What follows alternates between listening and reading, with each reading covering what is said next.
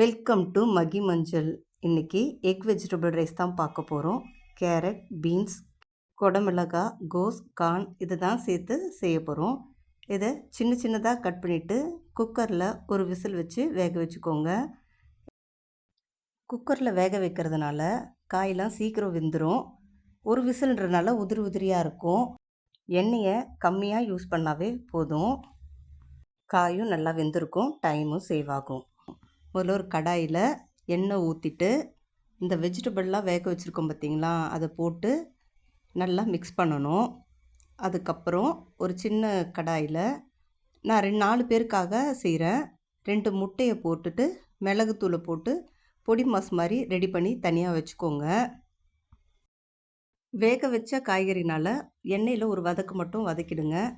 அப்புறம் ஒரு teaspoon dark soya sauce நான் ஊற்றிருக்கேன்.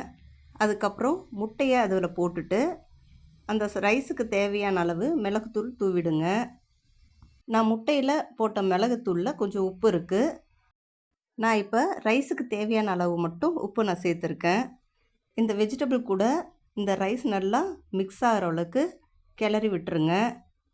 நல்லா மிக்ஸ் பண்ணிவிட்டு ஒரு 5 மினிட்ஸ் அப்படியே வச்சிட்டிங்கன்னா வெஜிடபிளும் பெப்பர், சால்ட்டு, ரைஸ் எல்லாமே மிக்ஸ் ஆகிடும். ஹை ஃப்ளேமில் வச்சுக்கோங்க. ரைஸ் உடையாத அளவுக்கு கிளறுங்க, தீஞ்சிடக்கூடாது. நான் ரைஸ் ஒரு 1/2 அன் ஹவர் ஊற வச்சுட்டு தனியாக வடித்து எடுத்துக்கிட்டேன். சாதம் குழையாமல் வடித்து எடுத்துக்கணும். உதிரி உதிரியாக அப்போ தான் இருக்கும். அரிசியாகவும் இருக்கக்கூடாது, ரொம்ப வெந்தும் இருக்கக்கூடாது. அது பார்த்து பக்குவமாக வடித்து எடுத்துக்கோங்க. வேக வச்ச அரிசியை நல்லா ஆற விடுங்க. அப்போ தான் சாதம் உடையாது.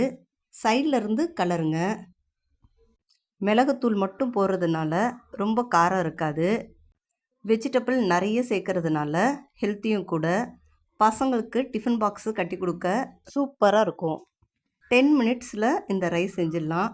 ரொம்ப ஈஸி.